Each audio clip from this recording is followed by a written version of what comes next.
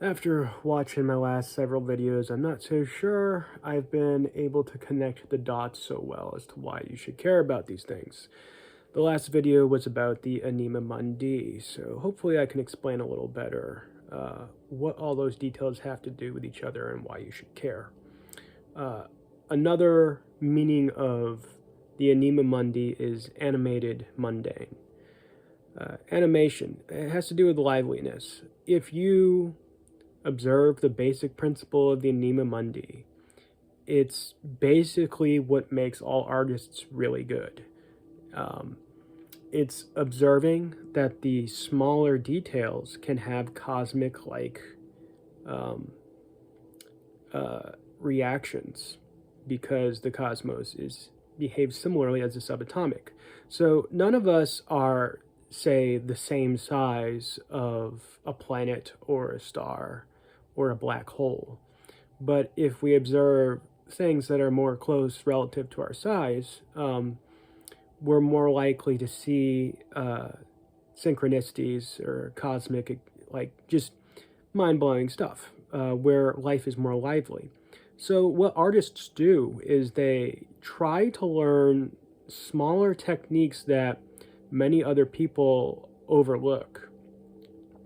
And it makes their world more interesting as well as the ones who witness them being able to do this act. And a musician, for example, they practice so much behind the scenes that by the time they get out to the public and perform it live, it seems like magic. Some of their normal, bland, everyday life becomes something else.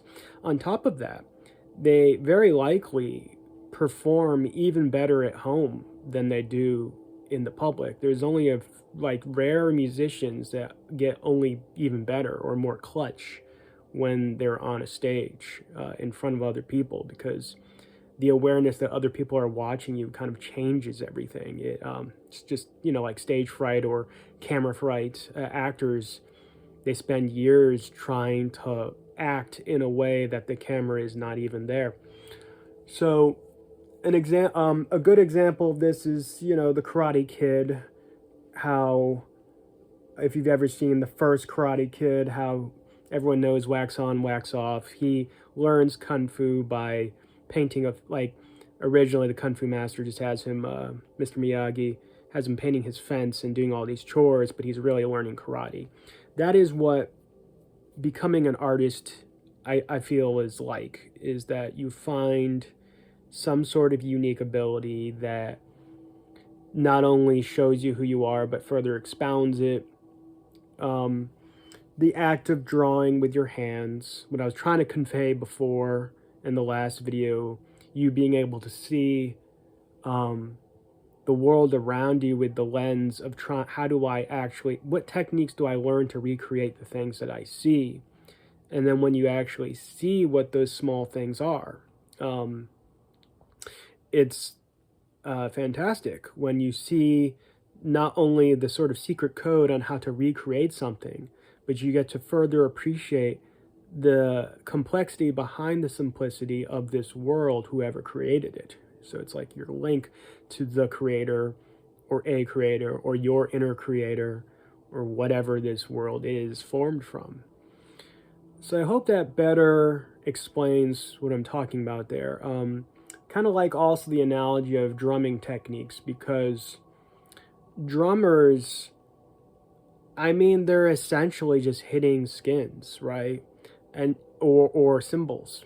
But the amount of things that you can make out of just simply hitting things is unbelievable. And if I can further explain what makes drumming so complicated is, better drummers, they don't need like thousands of pieces of equipment, although good one still uses that. A good one can actually get something like 14, 15 sounds out of just like one piece of equipment, like a snare drum or a hi-hat. They might hit the stand of the hi-hat, making the stand into a piece of instrumentation.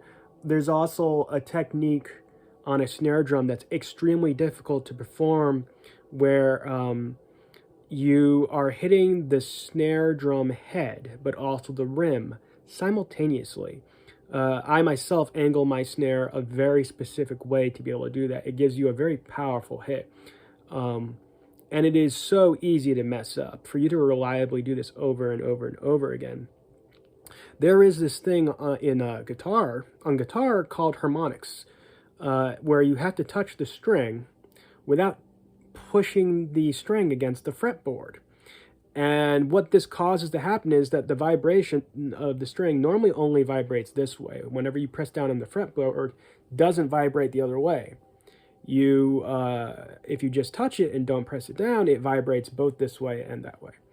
So these are very small little techniques, and the more small little tiny things you introduce into art, paying attention to details that where other people may have been more lax about picking up, the more it adds up into something that seems truly magical. And in another video, I kind of mentioned how simplicity and complexity are not at odds with each other, but just one is actually a component of another thing, whereas complexity is multiple simplicities all interwrapped and layered with each other. So that kind of, I think this well illustrates the idea of how the Anima Mundi can take something simple, and the more you add simplicity with some sort of specific purpose, you may not even know what that purpose is until it unfolds. It makes these mundane things animated, the animated mundane. So yeah, if you haven't watched the first video of it, of the Anima Mundi, maybe you might want to do so now. I don't know, actually I don't even remember exactly what's in it. A lot of the times when I do these videos, I just do them on impulse, whatever I'm feeling. Sometimes I'll rewatch them to see how well I did by kind of freestyling this, but also I've also learned a lot of different epiphanies over the years, and there's so much I want to share with this channel. Sometimes it may seem like what I'm saying is irrelevant, but for me personally, all of these things wrap up into one thing. Like I use a lot of different epiphanies from a lot of different experiments, and I cross-pollinate them into other places. This is extremely useful in life, not just in artistry. Like whenever I went and did a job for employment for an employer, a lot of times I would do some crazy things that people would be like, how on earth did you do that? And I said, well, I took knowledge from my last job and I added it on to this one. And I'm not the only one who's done this. There's been plenty of people who understand that the more knowledge you accumulate, you can bring that with you to the next part of your life. And a lot of times the knowledge is irrelevant, but if you're often constantly looking for how it's relevant, that's kind of what I'm saying here about the Anima Mundi. You look through the world with a lens thinking, how do I fit these things together? And I also mentioned in another video the etymology of the word harmony, which is to fit together. When you see the world from this lens, it's no longer about what's right and wrong. Where I mentioned this before, in manufacturing companies and jobs, they're really the ones who have kind of pushed this right and wrong sort of looking at the world through that lens, because they want employees to do things for them that they want a specific outcome from. Unfortunately, because of this, we have a lot of problems like the production of plastic and particle board, and the environment is suffering. Yeah, there's a lot of repercussions for the way, and I also understand, you know, it's not a perfect world, and it's not meant to be, and we always have to try something, right? So we might mess something up royally, but I am more concerned about the mistakes of pollution and just sort of the taking away of the souls of this world, what employment and manufacturing has done. Obviously, there are some that are responsible, you know, and that are doing good stuff for the world. But anyway, that's why I thought I would introduce this Anima Mundi principle, is because the more we try to see the world with new eyes and try to combine things, we're minding more principles at the time. we're more likely to watch for the environment when we make our decisions, or we're more likely to create something that's strong to last rather than works for now.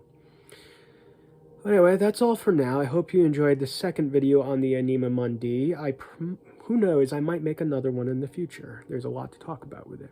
Well, I hope you have a lovely day.